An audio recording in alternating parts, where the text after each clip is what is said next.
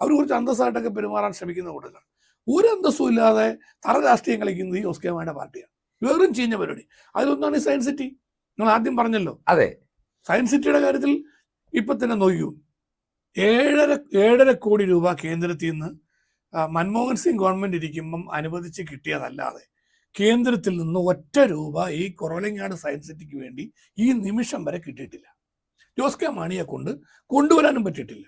ഇദ്ദേഹം ലോക്സഭാ എത്ര രൂപയുടെ പദ്ധതി? 80 കോടി ഇപ്പൊ മുടക്കിയിട്ടുണ്ട്. 80 കോടി മുടക്കിയിരിക്കുന്നതിൽ 72-73 കോടി രൂപ സംസ്ഥാന ഗവൺമെന്റ് മുടക്കിയാണ് ഈ സയൻസ് സിറ്റി ഓപ്പൺ ചെയ്ത് ഇദ്ദേഹം വലിയ പ്രസംഗം നടത്തിയിട്ട് പോയിരിക്കുന്നത്. ഉമ്മൻചാണ്ടി സർക്കാരിന്റെ കാലത്ത്, ഉമ്മൻചാണ്ടി സർക്കാരിന്റെ സമയത്ത് 15 കോടി, 15 കോടി. ബാക്കി ഒന്നാം പിണറായി സർക്കാർ, രണ്ടാം പിണറായി സർക്കാർ 10 വർഷം കൊണ്ട് എഴിഞ്ഞു നീങ്ങുമല്ലേ. ഇപ്പോഴും ഒന്നാം ഘട്ടം തുറന്നിട്ടുള്ളൂ. എന്നേ തുറക്കണ്ടായത്? ആ ഒന്നാം ഘട്ടത്തിൽ 80 കോടിയിൽ 72 കോടി രൂപയും സംസ്ഥാന സർക്കാർ മുടക്കിയത്. ഇനി അടുത്തത് എന്തുകൊണ്ട് ഞാൻ അതിന് നല്ല മറുപടി ഞാൻ അന്ന് കൊടുത്തിട്ടുണ്ട്. ഇവര് ഈ കള്ളപ്രചരണം നടത്തുന്ന അവരുടെ ഈ പറഞ്ഞ പൊട്ടക്കുളത്തിലെ തവളയുടെ കൂട്ട് അവരുടെ കുളത്തിലേ ഇത് ചിലവാവുള്ളൂ. ജനങ്ങളുടെ മുമ്പിൽ ജനങ്ങൾക്ക് തന്നെ ബോധമില്ലാതിരിക്കുകയാണ്. ജനങ്ങൾ നല്ല ബോധമുണ്ട്. ജനങ്ങൾ ഇതെല്ലാം വിലയിരുത്തുന്ന എൻ്റെ ഉറച്ച വിശ്വാസം. ഈ സയൻസ് സിറ്റി ഉദ്ഘാടനം നടക്കുമ്പം ഞാൻ ചൂണ്ടിക്കാണിച്ചു എന്തുകൊണ്ട് കുറളങ്ങാട്ട് സയൻസ് സിറ്റി വന്നു. ജോസ് കെ മാണി കുറളങ്ങാട്ടുകാരെ എങ്ങനെ രക്ഷിച്ചേക്കാന്ന് ഓർത്തുകൊണ്ട് കൊണ്ടുവന്നാണോ? അല്ലല്ലോ. അല്ലല്ല, 30 ഏക്കർ സ്ഥലം മോൻസ് ജോസഫിന്റെ നേതൃത്വത്തിൽ കുറവലങ്ങാട്ട് കണ്ടെത്തി കൊടുത്തതുകൊണ്ടാണ് കുറളങ്ങാട്ട് സയൻസ് സിറ്റി വെച്ചേ. 30 ഏക്കർ പാലായി കിട്ടുമായിരുന്നെങ്കിൽ ഇതുകൊണ്ട് പാലായിക്ക് പോയനെ. അപ്പോ അങ്ങാണ് സ്ഥലം കണ്ടെത്തുന്നതിന് വേണ്ടി അത് തന്നെ അഭിനന്ദിച്ചല്ലോ. ഞാൻ അദ്ദേഹത്തെ അഭിനന്ദിച്ച് പ്രസംഗിക്കുന്നതിന്റെ വീഡിയോ ക്ലിപ്പിംഗ് അവരെടുത്തിട്ടു. കണ്ടു. എന്നാൽ എന്നെ അദ്ദേഹം അഭിനന്ദിച്ചുകൊണ്ട് പ്രസംഗിക്കുന്ന വീഡിയോ ക്ലിപ്പിംഗ് ആ കൂടെ ഉണ്ട്. കാരണം UDF എല്ലാം യോജിച്ച പാർട്ടിയാ. മനസ്സിലായി. അതേ UDF MP, ഞാൻ UDF MLA. ഒരേ സ്റ്റേജിൽ ഇരിക്കുക.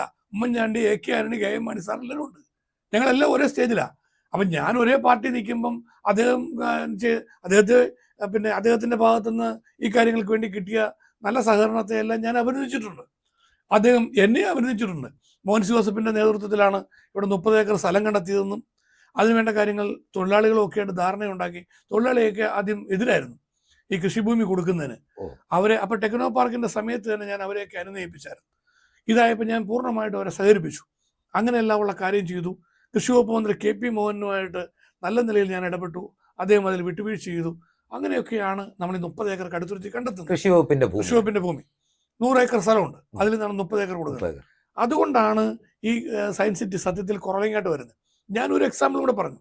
കടുത്തുരുത്തിക്ക് ഒരു കേന്ദ്രീയ വിദ്യാലയം വേണം. ഞാൻ MP ആയിരിക്കുന്ന ജോസ് കെ മാണിയോട് ഈ കേന്ദ്രീയ വിദ്യാലയത്തിന് വേണ്ടി സഹായിക്കണം, എൻ്റെ ഒരു ആഗ്രഹമാണ്. ഞാൻ കുറേ കാലമായിട്ട് ശ്രമിക്കുന്നതാണ്. എടുത്ത വായിൽ അദ്ദേഹം പറയുന്നുണ്ട്, ഞാൻ കടുത്തുരുത്തിയിൽ കേന്ദ്രീയ വിദ്യാലയം ഒരു കാരണവശാലും നടക്കുകയെന്ന് പറഞ്ഞു. കാരണം ഞാൻ പാലായിൽ ഒരു കേന്ദ്രീയ വിദ്യാലയം കൊണ്ടുവരാൻ നോക്കിയിട്ട് ഇതുവരെ നടന്നിട്ടില്ല. കോട്ടയത്ത് ഒരെണ്ണമുണ്ട്, രണ്ടാമത് ഒരെണ്ണം കൂടെ കിട്ടിയില്ല. അതുകൊണ്ട് അതിനുവേണ്ടി ശ്രമിച്ചിട്ട് കാര്യമില്ല. അല്ലെ പണ്ടൊക്കെ ഞാൻ പാലായി കൊണ്ടുവരില്ലായിരുന്നു എന്ന് പറഞ്ഞ് എന്നെ വിലക്കി. പക്ഷെ ഞാൻ അതിൽ നിന്ന് പിന്നോട്ട് പോയില്ല. അദ്ദേഹം പറഞ്ഞത് അദ്ദേഹം വഴി നടക്കിയല്ല എനിക്ക് മനസ്സിലായി. അടുത്ത വഴി ഞാൻ ആലോചിച്ചു. നേരിട്ട് ഞാൻ ഇടപെട്ടു. ഞാൻ കടുത്തുരുത്തി കേന്ദ്രീയ വിദ്യാലയം കൊണ്ടുവന്നു. ഇത് വെച്ച് ഞാനൊരു ചോദ്യം ചോദിക്കുകയാണ്. താങ്കൾ ഈ പറയുന്ന കാര്യങ്ങൾ കേൾക്കുമ്പോൾ, ഇപ്പോൾ സയൻസ് സിറ്റി പാലായിൽ 30 ഏക്കർ കിട്ടിയിരുന്നെങ്കിൽ അങ്ങോട്ട് കൊണ്ടുപോയെന്ന് പറയുന്നു. ഈ കേന്ദ്രീയ വിദ്യാലയത്തിന്റെ കാര്യം MP ആയിരിക്കുന്ന കാലത്ത് ജോസ് കെ മാണി കടുത്തുരുത്തിയുടെയും കൂടി MP ആണ്. അന്നും പാലായെ വെച്ച് താരതമ്യം ചെയ്യുമ്പോൾ കടുത്തുരുത്തിയോടൊരു ചിറ്റമ നയമാണ് സ്വീകരിച്ചിരുന്നത് എന്നൊരാക്ഷേപമാണ് അങ്ങ് പറഞ്ഞു വെക്കുന്നത്. അല്ല, കടുത്തുരുത്തിക്ക് വേണ്ടി ഒന്നും പ്രത്യേകിച്ച് അദ്ദേഹം ചെയ്തിട്ടില്ല. ഒരു ട്രെയിൻ സ്റ്റോപ്പ് പോലും ഞങ്ങൾ എത്രയോ പ്രാവശ്യം വൈക്കൻ റോഡ് റെയിൽവേ സ്റ്റേഷനിൽ, കുറുപ്പന്തറ റെയിൽവേ സ്റ്റേഷനിൽ, നമുക്ക് ഇന്ത്യ ഒട്ടാകെ നടന്ന റെയിൽവേ വികസനത്തിന്റെ ഭാഗമായി എല്ലാ റെയിൽവേ സ്റ്റേഷനും വികസിപ്പിക്കുന്നു. ഇപ്പോൾ എറണാകുളം ടൗൺ വികസിപ്പിക്കുന്നു, അല്ലെങ്കിൽ ഓരോ സ്റ്റേഷൻ കോട്ടയം വികസിപ്പിക്കുന്നു, കൊടിക്കുന്ന് സുരേഷ് നാട് മുഴുവൻ വികസിപ്പിക്കുന്നു. ഇങ്ങനെ കേരളം ഒട്ടാകെ റെയിൽവേ വികസനം. പക്ഷെ സൈബർ പ്രചരണങ്ങളിലൂടെ വളരെ വൈകാരികമായി ഈ അടുത്ത കാലത്ത് യുവജന റാലി, അവിടെയും അദ്ദേഹം വളരെ വൈകാരികമായിട്ടാണ് പ്രസംഗിക്കുന്നത്. മാണി സാറിന്റെ മണ്ണ് തിരികെ പിടിക്കും എന്നൊക്കെയാണ് പറയുന്നത്. താങ്കൾ പറയുന്നത് വെച്ച് നോക്കിയാൽ വലിയ അർത്ഥമൊന്നുമില്ല. കാരണം 25 വർഷമായിട്ട് അവർക്ക് കിട്ടാത്തൊരു മണ്ഡലമാണ്.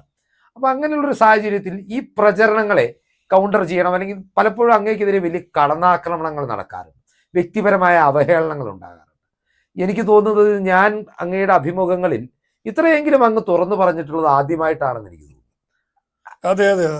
എന്താണ് ഈ നമ്മളെപ്പോഴും ഒരു ആത്മസമ്മേളനം, ഈ കടന്നാക്രമണം മുഴുവൻ നടത്തിയിട്ട് ഞാൻ ഇതുവരെ കടുത്തുരുത്തിയിൽ സമ്മേളനം നടത്തി എന്തൊക്കെ ഒരു ചീത്ത പറഞ്ഞു, എന്തൊക്കെയാണ് ആവശ്യം പറഞ്ഞു, സത്യവിരുദ്ധമായ ഒരുപാട് കാര്യങ്ങൾ പറഞ്ഞു. മറുപടി ഞാൻ നാളെ പറയും. പക്ഷെ ഞാനതിലേക്കൊന്നും പെട്ടെന്ന് എടുത്തിയാടിയില്ല. എന്തിനാ പ്രകോപനം ഉണ്ടാണ്? എൻ്റെ നാട്ടിലെ ജനങ്ങൾക്ക്, കടുത്തുരുത്തിക്കാർക്ക് എന്നെ അറിയാം. പാലായിൽ നിന്ന് കടുത്തുരുത്തി വന്ന് പ്രസംഗിക്കുന്ന ആളുകളുടെ പ്രസംഗത്തിന്റെ ഞാൻ ചോദിക്കട്ടെ, അങ്ങനെയാണെങ്കിൽ മാണി സാറിന്റെ മണ്ണ് പാല ആദ്യം തിരിച്ചു പിടിക്കട്ടെ. മാണി സാറിന്റെ മണ്ണെന്നൊക്കെ പറഞ്ഞ വികാരം കൊള്ളാൻ ഇപ്പോഴാണോ ഈ വികാരം ഉണ്ടായേ? മാണി സാറിന്റെ മണ്ണ് 55 വർഷം കെ എം മാണി സാർ MLA-യും പാല എന്ന് പറയുന്നത് എൻ്റെ സ്വന്തം ഭാര്യയാണ് എന്ന് പറഞ്ഞ്, അല്ലെങ്കിൽ ഭാര്യയെ പോലെയാണ് എന്ന് പറഞ്ഞ് സ്നേഹിച്ച് നിന്നിരുന്നൊരു കെ എം മാണി സാറുണ്ടല്ലോ. ആ മാണി സാറിന്റെ തട്ടകം മരണശേഷം 6 മാസം തികയുന്നതിന് മുമ്പ് നഷ്ടപ്പെടുത്തിയത് ആരാണ്? നഷ്ടപ്പെടുത്തിയ ആളുകൾ ഈ മാണി സാറിന്റെ മണ്ണെന്ന് പറഞ്ഞാൽ പാലയാണ്. ആ പാല തിരിച്ചു പിടിക്കട്ടെ, ധൈര്യം ഉണ്ട് തിരിച്ചു പിടിക്കട്ടെ, എന്നിട്ട് പറയട്ടെ കടുത്തുരുത്തിക്കാരെ പിടിപ്പിക്കാൻ. കടുത്തുരുത്തിയെ പോലെ തന്നെ അങ്ങേക്ക് ആത്മവിശ്വാസമാണ് പാലയുടെ കാര്യത്തിൽ. നല്ല 100%. കാരണം കടുത്തുരുത്തിയും പാലായും ഒക്കെ ഇവരുടെ തനിനിറം ജനം തിരിച്ചറിഞ്ഞിട്ടുണ്ട്. കടുത്തുരുത്തിക്കാർക്ക് എന്തിനാ ഇവരെ ചുമക്കേണ്ട കാര്യം? ഇവരെ കൊണ്ട് എന്ത് ഉപകാരം? ഇവർക്ക് 2 MP-മാരായിട്ട് ഇവരൊക്കെ ഇരുന്നിട്ടുണ്ടല്ലോ. എന്ത് നേട്ടം? നാടിന് വേണ്ടി എന്ത് ചെയ്തു? ഒന്നും ചെയ്തിട്ടില്ല. എന്തെങ്കിലുമൊക്കെ സ്വാഭാവികമായി നടന്നിട്ടുണ്ട്. ഞങ്ങളോട് വികസനത്തെക്കുറിച്ച് ചോദിക്കുകയാണ്, എന്ത് ചെയ്തു? ഇപ്പൊ പാലാ പട്ടണം തന്നെ നോക്ക്.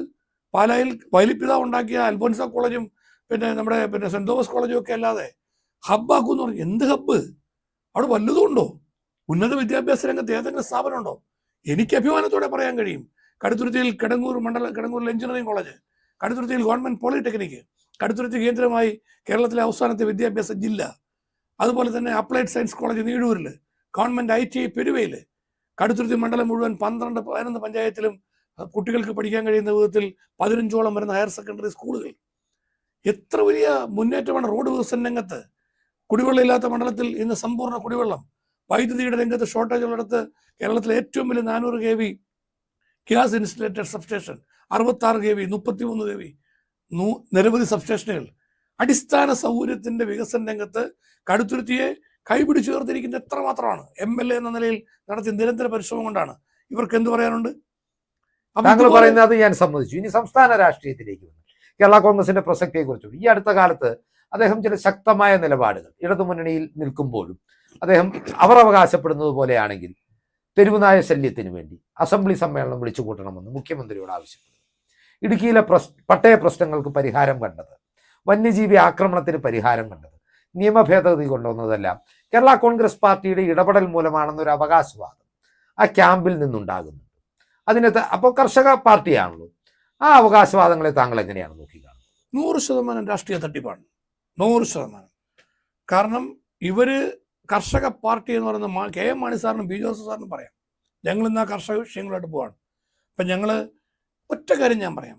ഇടതുപക്ഷ മുന്നണി കേരളത്തിലെ റബ്ബർ കർഷകർ കൊടുത്ത വാഗ്ദാനം, LDF അധികാരത്തിൽ വന്നാൽ റബ്ബറിൻ്റെ തറവില, അടിസ്ഥാന വില, മിനിമം സപ്പോർട്ട് 250 രൂപയാക്കും. ഇതുവരെ ഇവരെ കൊണ്ട് ചെയ്യാൻ പറ്റിയിട്ടുണ്ടോ? 4 വർഷക്കാലമായി, 4.5 വർഷക്കാലമായി ജോസ് കെ മാണിയുടെ പാർട്ടി ഭരണത്തിലിരിക്കുകയാണ്. UDF സർക്കാരാണ് ആദ്യമായി കേരളത്തിൽ മുഖ്യമന്ത്രി ഉമ്മൻചാണ്ടി നേതൃത്വം നൽകിയ ഗവൺമെന്റിൽ കെ എം മാണി സാർ, ധനകാര്യമന്ത്രി PJ ജോസഫ് സാർ അടക്കം കേരള കോൺഗ്രസ് പാർട്ടിയുടെ നിർണായകമായ ഇടപെടലും UDF-ന്റെ ആത്മാർത്ഥമായ പരിഗണനയും വെച്ചാണ് ഇന്ത്യയുടെ ചരിത്രത്തിൽ ആദ്യമായി ഒരു സംസ്ഥാന ഗവൺമെന്റ് 150 രൂപ റബ്ബറിന് വിലസ്ഥിരതാ ഫണ്ട് കൊണ്ടുവരുന്നത്. വലിയ ആശ്വാസവും അനുഗ്രഹവുമായി റബ്ബറിന്റെ വില പിടിച്ചു നിർത്താൻ കഴിഞ്ഞു. ഇന്ന് അന്താരാഷ്ട്ര മാർക്കറ്റിൽ വില കൂടിയാൽ വല്ലതും കിട്ടും എന്നുള്ളതല്ലാതെ സർക്കാരിന്റെ സഹായത്തോടുകൂടി ഈ 9 വർഷക്കാലത്ത് 9.5 വർഷത്തെ ഇടതുപക്ഷ ഭരണത്തിൽ റബ്ബർ കർഷകന് വേണ്ടി ഒരു സഹായവും ചെയ്യാൻ പറ്റിയിട്ടില്ല. ഇപ്പൊ ഇവര് ഭരണത്തിൽ വന്നിട്ട് ജോസ് കെ മാണി അധികാരത്തിൽ വന്നിട്ട് 4.5 വർഷമാവുകയാണ്.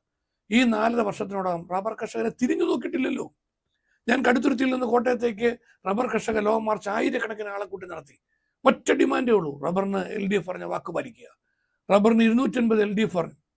ഇന്ന് കൃഷിക്കാരനെ പിടിച്ചിരിക്കണമെങ്കിൽ 300 രൂപ അടിസ്ഥാന വില കിട്ടണം, 300 അനുവദിക്കണമെന്ന് പറഞ്ഞ് ഞങ്ങൾ നടത്തി. ഒരു ഉപകാരവും ഇതുവരെ ഈ ഗവൺമെന്റിൽ നിന്ന് ഉണ്ടായിട്ടില്ല. കാർഷിക മേഖല, നെല്ലിന്റെ കാര്യത്തിൽ ഇവർ ഭരണത്തിലിരിക്കുകയാണല്ലോ. നെൽ കർഷകൻ ആത്മഹത്യയിലേക്ക് പോയി. നെല്ലിന്റെ കുടിശ്ശിക തീർക്കാൻ വേണ്ടി 9.5 വർഷമായപ്പോഴാണ് പിണറായി വിജയന്റെ നേതൃത്വത്തിൽ മുഖ്യമന്ത്രി ഇപ്പം ആദ്യമായിട്ടൊന്ന് അനങ്ങുന്നത്, ഇടപെടുന്നത്. 500 കോടി രൂപ കടം വേണം, അതിനുവേണ്ടി സമാഹരിക്കാൻ ഇറങ്ങുന്നത്. ഇപ്പൊ ഈ 500 കോടി സമാഹരിക്കാൻ ഇറങ്ങുന്നതിന്റെ ആത്മാർത്ഥത എന്താണ്? ഇലക്ഷൻ വരുന്നു, തെരഞ്ഞെടുപ്പ് വരും. ഇത്രയും കാലം പാടത്ത് നെല്ല് കിളുക്കുക, എല്ലാ വർഷവും നിയമസഭയിൽ യുദ്ധം ചെയ്യുക. ജോസ് കെ മാണിയുടെ പാർട്ടിക്ക് ചെറുവിരൽ അനക്കാൻ പറ്റിയിട്ടില്ല. ഇവർ കർഷക പാർട്ടി എന്ന് എന്താ അർത്ഥിക്കുന്നത്? 2, ഇവരുമായി ബന്ധപ്പെട്ട് നിൽക്കുന്ന ഏറ്റവും പ്രധാനപ്പെട്ട വിഷയം, ഇപ്പൊ തെരുവ് നായയുടെ കാര്യം പറഞ്ഞു. ഈ 4.5 വർഷം അവർ ഭരണത്തിലുണ്ട്, 9.5 വർഷം LDF അധികാരത്തിലുണ്ട്. ഇത്രയും കാലം ഇവിടെ നിയമസഭ നടന്നിട്ടുണ്ട്. ഈ നിയമസഭാ സമ്മേളനങ്ങളിലൊന്നും ഈ വിഷയത്തെക്കുറിച്ച് ഇവരക്ഷരം മിണ്ടിയിട്ടില്ല.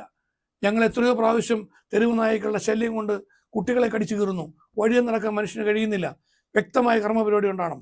എല്ലാ മാധ്യമങ്ങളും, ഓൺലൈൻ ചാനലുകൾ എല്ലാവരും ഈ രംഗത്ത് ശക്തമായ ഇടപെടലുകൾ നടത്തി. തിരിഞ്ഞു നോക്കാത്തൊരു ഗവൺമെന്റ് ആയിരുന്നു LDF സർക്കാർ. ഇവരെ കൊണ്ട്, ജോസ് കെ മാണിയുടെ പാർട്ടിയെ കൊണ്ട് എന്തെങ്കിലും ചെയ്യാൻ പറ്റിയിട്ടുണ്ടോ? അവരും അനങ്ങിയിട്ടില്ല.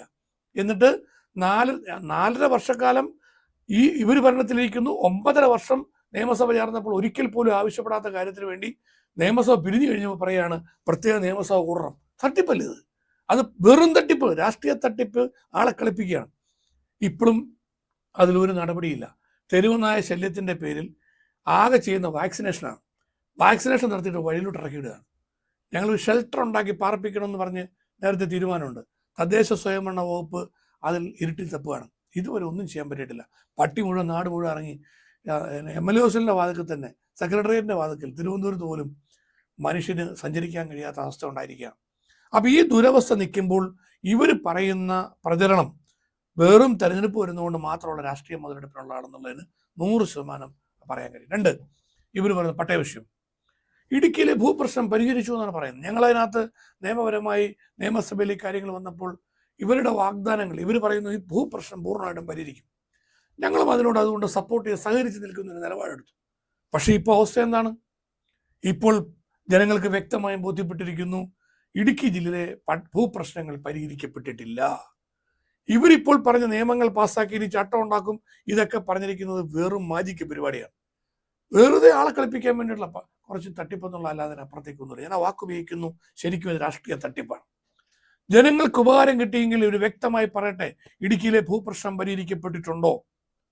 പരിഹരിക്കപ്പെട്ടിട്ടില്ല എന്ന് ജനങ്ങൾ പറയുന്നു, ഇടുക്കിയിലെ രാഷ്ട്രീയ പ്രസ്ഥാനങ്ങൾ പറയുന്നു. ഇപ്പോൾ ഞങ്ങൾ അടുത്ത ദിവസം Kerala Congress party chairman Shri PJ Joseph സാറിൻ്റെ അധ്യക്ഷതയിൽ പാർട്ടിയുടെ നേതൃയോഗം ചേർന്നു.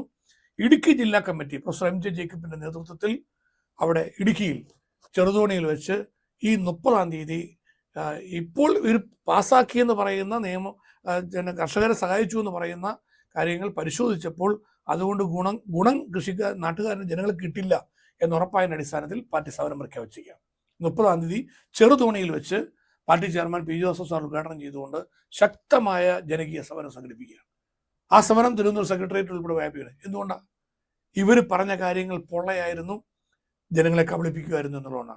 അപ്പോൾ അതുകൊണ്ട് പിന്നെ ഇവർ കർഷക കപട പ്രേമം പറയുന്നതല്ലാതെ, പണ്ടൊക്കെ കേരള കോൺഗ്രസ് ചെയ്തിരുന്ന വഴിയിലേക്ക് പാർട്ടി ശക്തമായിട്ട് പ്രവർത്തിച്ച് പോകണമെന്നാണ് ഞങ്ങളുടെയൊക്കെ ആഗ്രഹം.